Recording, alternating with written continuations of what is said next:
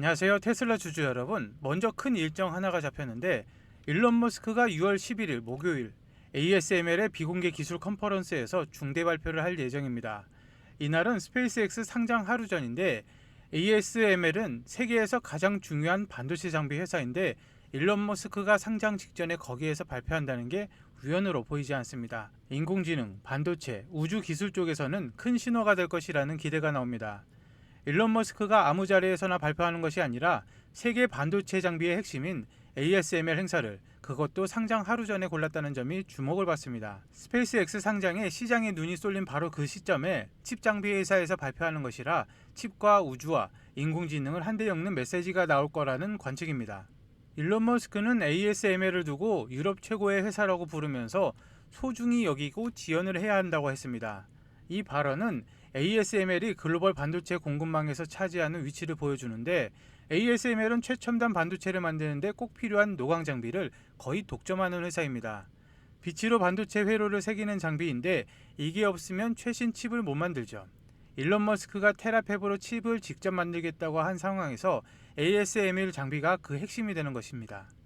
세계에서 최첨단 노광 장비를 만드는 회사는 사실상 ASML 하나뿐이죠. 테슬라나 스페이스X가 자체 칩 공장을 지으려면 이 회사 장비가 필요하니까 일론 머스크가 공개적으로 ASML을 치켜 세우는 데는 이유가 있습니다. 칩을 직접 만들겠다는 일론 머스크의 구상과 그 칩을 만들 장비를 가진 ASML이 자연스럽게 연결이 되는 것이죠. 그리고 테슬라 사이버캡이 기가 캐스팅과 언박스드 공정을 합쳐서 자체 부품을 60% 줄였습니다.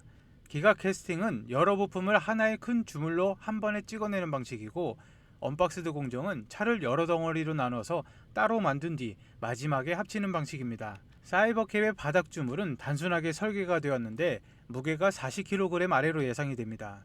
모델 Y 뒷부분 주물이 약 60kg인 걸 생각하면 훨씬 가벼운데 모양이 작아서 보관 선반 하나에 모델 Y는 5개, 사이버캡은 10개를 쌓을 수가 있습니다. 주물이 가볍고 작으면 옮기고 보관하기 쉬워서 공장 안에서 물류 비용도 줄어듭니다. 부품을 60% 줄이면 조립이 빨라지고 들어가는 인력과 시간이 줄어서 차 한 대당 원가가 내려갑니다. 사이버캡은 로보택시로 쓸 차라서 원가가 낮아질수록 수익은 커집니다.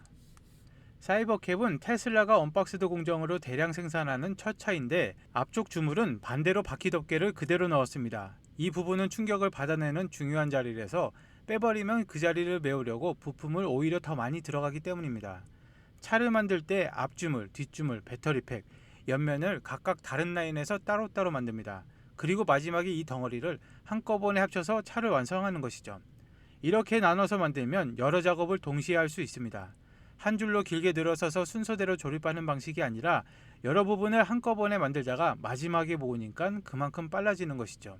토요타나 포드도 이런 방식을 하겠다고 발표는 했으나 아직 실제로 대량 생산까지 간 곳은 없습니다.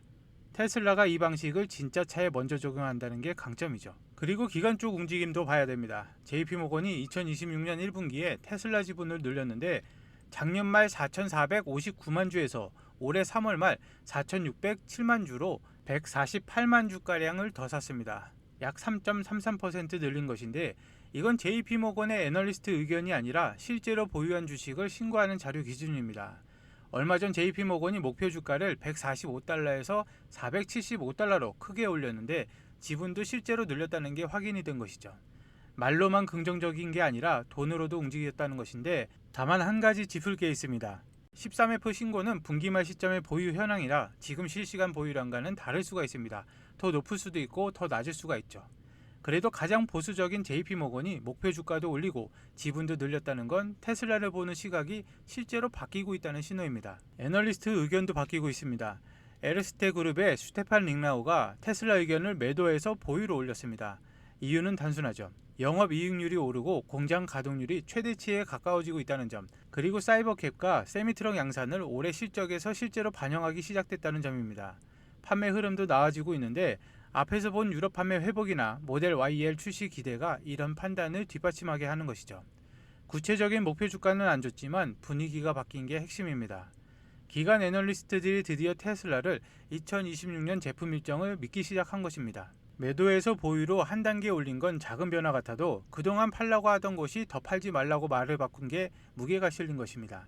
특히 사이버캡과 세미트럭 양산을 실제 실적 전망에 넣기 시작했다는 게 핵심입니다. 그동안 월가는 테슬라의 신제품 일정을 의심해서 매출 전망에 넣지 않았는데 이제는 하나둘 반영하기 시작한 것입니다. 오늘 가장 흥미로운 소식은 우주 데이터 센터입니다. 테슬라가 우주 방사선 엔지니어를 뽑는 채용 공고를 냈는데 테슬라와 스페이스X가 우주 기반 인공지능 데이터 센터를 같이 개발하고 있다는 게 확인이 되었습니다. 이제 개념이 아니라 실제 계획인데 도조 슈퍼컴퓨터를 궤도에 올려서 FSD와 옵티머스, XAI를 돌리는 신경망을 우주에서 가동하겠다는 것입니다. 도조는 테슬라가 자율주행 학습용으로 만든 자체 슈퍼컴퓨터인데 이걸 지상이 아니라 우주에 두겠다는 발상이죠. 저궤도와 중궤도에서 테라와트급 인프라를 돌리고 지상의 전력 한계를 넘어서 사용자한테 직접 연산을 쏘겠다는 구상입니다. 문제는 우주의 혹독한 환경인데 태양 방사선과 우주선이 예민한 인공지능 칩을 망가뜨리기 쉽습니다. 테슬라는 무거운 차폐막에 기대는 대신 소프트웨어와 하드웨어가 방사선 오류를 스스로 고치기에 설계하려 합니다. 우주에 무거운 납 차폐막을 올리면 발사 비용이 치솟으니까 대신 칩이 오류를 감지하면 즉시 바로잡는 똑똑한 방식을 택한 것입니다. 스페이스X가 발사를 맡고 테슬라가 인공지능 하드웨어를 만든 구조라서 두 회사의 강점이 정확히 맞물립니다. 이 전문 인력한테 기본급 최대 41만 4천 달러에 주식까지 제시를 했죠. 인공지능 연산을 우주로 옮긴다는 구상이 도면을 넘어서 실제 엔지니어링 단계로 들어선 것입니다. 그리고 테슬라와 스페이스X 매출 전망을 비교해 보겠습니다. 스페이스X는 골드만삭스가 2030년 매출을 4,750억 달러로 봅니다. 인공지능 3,220억, 스타링크 1,400억, 로켓 발사 80억 등입니다. 다만 골드만삭스는 스페이스X 상장 주관사이기 때문에 상장을 성공시켜야 하니 낙관적으로 볼 수밖에 없습니다. 주관사는 상장 가격을 높게 받아야 수수료도 많이 챙기니까 전망을 밝게 그릴 동기가 있습니다. 그래서 이 전망치는 가장 좋은 경우를 가정한 거라고 보고 받아들여야죠. 이 전망은 스페이스X가 2030년까지 테라팩과 우주 데이터 센터를 키운다는 가정이 깔려 있습니다. 반면 상장과 무관한 모닝스타와 같은 곳은 스페이스X의 2040년 매출을 1,500억 달러로 보고 적정 기업 가치를 7,800억 달러로 추정합니다. 한쪽은 2030년 4,750억, 다른 쪽은 2040년 1,500억 원이니 시점도 금액도 크게 차이 납니다. 같은 회사를 두고 전망이 이렇게 갈리는 건 그만큼 미래 사업이 불확실성이 크다는 신호이고 투자자 입장에서는 어느 쪽 가정을 믿느냐에 따라 판단이 완전히 달라집니다. 주관사의 장밋빛 전망과 독립기관의 보수적 전망 사이 어디쯤이 현실일지 결국 테라팩과 우주 데이터 센터가 실제로 돌아가느냐에 따라서 달렸습니다. 테슬라 쪽도 비슷합니다. 대부분의 월가 애널리스트들은 2030년까지 옵티머스는 물론 로보택시 확장이 제대로 안된다는 가정을 깔고 매출을 전망합니다. 그래서 테슬라 장기 투자자들은 월가 전망보다 더 공격적인 시각에 동의하면서 투자를 이어가는 것이죠. 월가는 보수적으로 옵티머스와 로보택시를 거의 빼고 계산하는데 장기 투자자들은 이 둘이 본격화가 되면 매출이 완전히 다른 차원으로 간다고 봅니다. 핵심은 로보택시 확장이 본격적으로 시작되면 월가의 실적 전망이 줄줄이 올라간다는 점인데 그 시점이 얼마 남지 않았다고 봅니다. 자, 지금부터 집중하셔야 됩니다. 앞으로 2달 안에 미국 증시에서 사상 최대 규모의 일이 벌어집니다. 근데 한국 투자자분들은 아직 90%가 이걸 모르고 있는데 스페이스X가 6월 8일에 상장 로드쇼를 시작을 합니다. 그리고 6월 11일에는 개인 투자자 1,500명을 초청하는 행사가 잡혀 있고 시장에선 이걸 프로젝트 에이펙스라고 부르고 있습니다. 그리고 칼시라는 미국 베팅 시장에서 8월 1일 이전에 상장 확률이 86%로 잡혀 있고 한 번에 조달 가능한 자금 규모가 최대 750억 달러입니다. 한 번에 조달하는 자금 규모가 최대 750억 달러입니다. 2014년 알리바바가 미국 IPO 사상 최대였습니다. 그때는 220억 달러를 조달했는데 스페이스X는 그 3배가 넘는 규모입니다. 앞으로 한두 달 안에 새로운 역사가 만들어진다는 뜻입니다. 근데 오늘 진짜 말씀드리고 싶은 건 스페이스X 자체가 아닙니다. 이 750억 달러가 어디로 흘러가는지가 중요한 것입니다. 그 흐름 끝에 한국 투자자분들이 거의 모르는 미국 나스닥 종목이 하나 있습니다. 일론 머스크 생태계로 1년 안에 1천억 달러가 풀립니다. 스페이스 IPO로 750억 달러, 테슬라 자본 지출로 250억 달러, 4월에 공시된 AI 하드웨어 인수 20억 달러까지인데 이 자금들이 다 테슬라 한 곳으로 가지 않습니다. 테슬라는 이미 시가총액이 1조 4천억 달러인 거대 기업입니다. 같은 호재가 들어와도 주가 반응이 둔하게 나오는데 추가 자금이 같은 비율로 영향을 주려면 1천억 달러가 또 들어와야 됩니다. 지금 일론 머스크 생태계에서 똑같은 그림이 만들어지고 있습니다. 거기에 웨드부시의 댄 아이브스 분석가는 2027년 테슬라와 스페이스X의 합병 시나리오까지 공개적으로 언급을 했는데, 합병이 되면 단일 시가총액이 3조 달러짜리 기업이 만들어집니다. 미국 역사상 최대 규모인데 이 종목은 그 흐름의 한가운데 있습니다. 진짜 수혜는 일론 머스크 공급망 안쪽에 있습니다. 시가총액은 아직 가벼운데 테슬라뿐만 아니라 스페이스X와 옵티머스 양산까지 동시에 매출로 잡히는 위치에 있습니다. 그리고 일론 머스크 회사들끼리 자본과 매출이 함께 도는 구조인데 한 회사의 호재가 즉시 다른 회사의 매출로 잡힙니다. 비슷한 사례를 하나 들 건데 2028년 아이폰 매출이 폭발할 때 애플의 주가는 2배 올랐습니다. 그런데 그 시기에 아이폰 카메라 모듈 공급사들은 3배에서 4배나 뛰었습니다. 시가총액이 작은 기업이 같은 호재에 더 크게 반응하는 건데 이건 주식시장의 기본 원리입니다. 호재가 매주 줄줄이 터지고 있습니다. 5월 17일 테슬라 FSD 14.3.3 버전이 스프링 업데이트와 함께 광범위하게 롤아웃되었습니다. 현지 사용자들 사이에서 역대급이라는 평가가 나올 정도로 자율주행 신뢰도가 한 단계 올라왔고, 로보택시는 이미 오스틴, 댈러스, 휴스턴 세 도시에 25대가 굴러가고 있습니다. 거기에 29일 텍사스에서 무인 자율주행 허가도 받았습니다. 일론 머스크가 연말까지 12개 주로 확장하겠다고 발표를 했으나 이제 전체 주로 확장입니다.